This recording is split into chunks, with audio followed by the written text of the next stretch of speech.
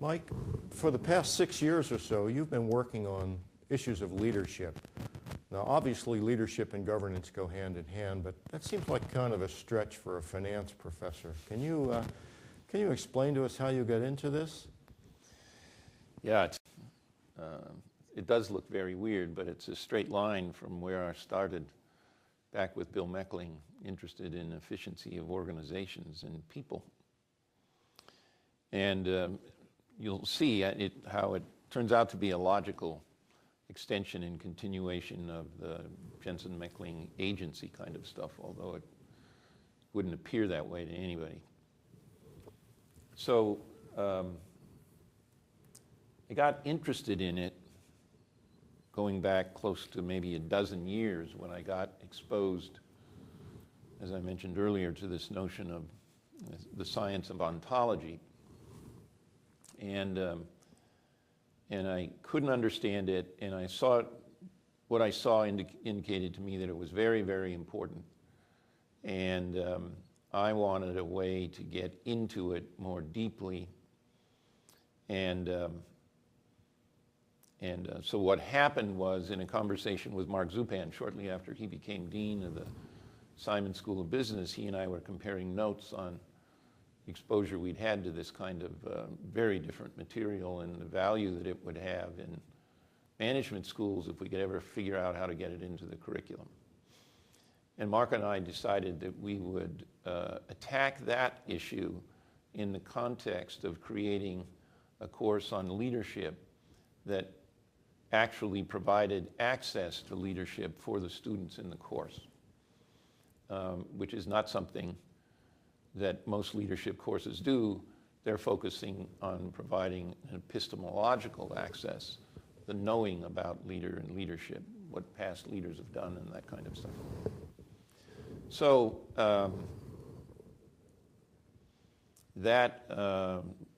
Mark Zupan gave I and my co-authors a laboratory to experiment with and figure out how to use this material to create a course on leadership that left students being leaders. To go back to the discussion we had earlier, it had to do with giving access to leader and leadership to the students. And after 6 years of work on this, that we would teach it in either changed 4 or 5 or 6 days in the orientation period at the Simon School of Business to faculty, MBA students, first and second year, administrative staff, PhD students, alumni, businessmen in the Rochester area, consultants that might be interested in it, on a range of 100 to 120 people in the ending last couple of sessions. And so we've actually made enormous progress on this in providing access to leadership. That is, to leave the students after a 1-semester course taught in 6 days being leaders and effectively exercising leadership in their lives.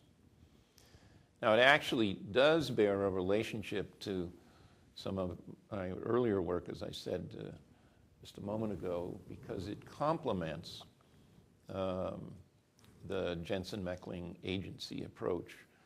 And let me illustrate how that happens. I've mentioned earlier the phenomenon that the world is now fully aware of, at least the world that we see as behavioral finance and behavioral economics, that we're growing aware, becoming aware of the fact that people don't systematically make decisions that benefit themselves. They very frequently make decisions that harm themselves, and then, this is the puzzle, refuse to learn about it. We have a great deal of difficulty learning about it and therefore how to correct it.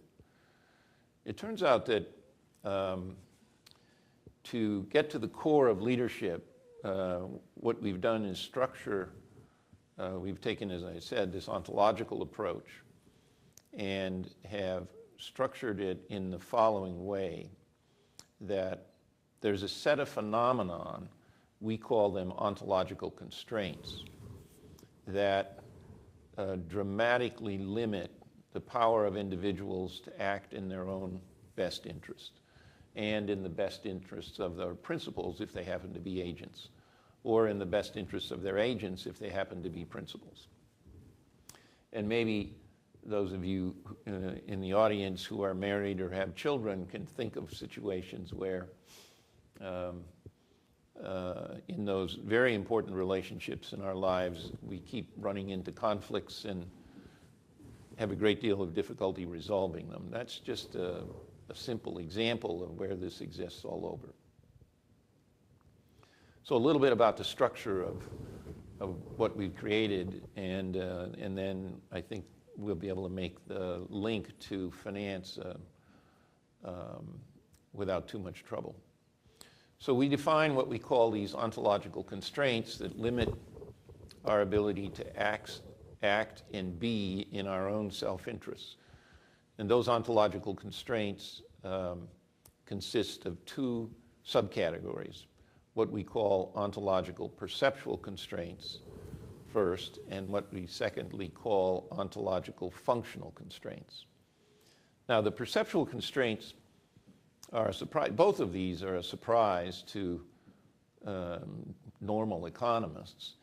What is this about perceptual constraints? It is that we actually, counter to what we think, we human beings actually see a very small fraction of what is going on in front of us.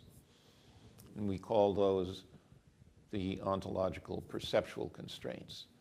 Given what we see that's going on in front of us, it turns out, and most of us are unaware of this, that our opportunity set for choosing an appropriate action to deal with what we're actually perceiving in front of us is limited by these ontological functional constraints.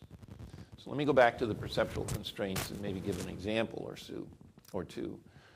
One of the things that, well, first of all, neuroscience now informs us that if you look at the brain, 80% of the fibers going to the visual cortex actually do not come from the retina of the eyes. They come from various locations in memory. So that already tells us that we're only probably seeing somewhere on the order of 20% of what takes place in front of us. And there are lots of examples. I'll give you one to illustrate the point. We all have worldviews, that is, the way we see the world. Cause and effect is an example of that. And that acts as a lens through which we see the world, and that lens blinds us to some things and distorts other things. And then in addition, for each and everything in the world, we have frames of reference. And those lenses are like stuck on the end of our worldview. And they also limit and distort what we see of any particular phenomenon in our life. This is in addition to the neurological constraints that we're facing. So how does that work? Let me give you an example from one of the couple of the slides we use in teaching the leadership course. So if you'll put up the power of context slide, then we'll go through this. So one of the things that dramatically limits or affects what we can see is context, frame of reference for a particular scene or whatever it is. So I'm going to read this for you while you read it yourself and see what you can make of the following paragraph. Does it make sense? A newspaper is better than a magazine. A seashore is a better place than a street. At first, it is better to run than to walk. You may have to try several times. It takes some skill, but it's easy to learn. Even young children can enjoy it. Once successful, complications are minimal. Birds seldom get too close. Rain, however, soaks in very fast. Too many people doing the same thing can also cause problems. One needs lots of room. If there are no complications, it can be very peaceful. A rock will serve as an anchor. If things break loose from it, however, you will not get a second chance. I'd like you to think about that, and does it mean anything? My guess is, from trying this on a number of audiences, that the paragraph makes little or no sense for most of the viewers. Now, on the next slide, I'm going to show you the paragraph again and ask you to read it to yourself and see what you make of it this time. In this case, since you're not in front of me, I'm going to read it again. A newspaper is better than a magazine. A seashore is better than is a better place than a street. At first, it's better to run than to walk. You may have to try several times. I think you may be getting the point, and I don't have to finish reading everything on the slide. But you'll notice it suddenly makes sense to you, or for 95% of you that are watching this. And for those who still doesn't make sense, I'd like to point out the word kite at the top of the slide. Once you see that word, that single word shifts the context of this paragraph, and it then converts instantaneously from a nonsense conjunction of sentences into a rational discourse about kite flying. This comes from the book entitled On Being Certain, Believing You Are Right Even When You Are Not by Robert A. Burton. A very good book, by the way.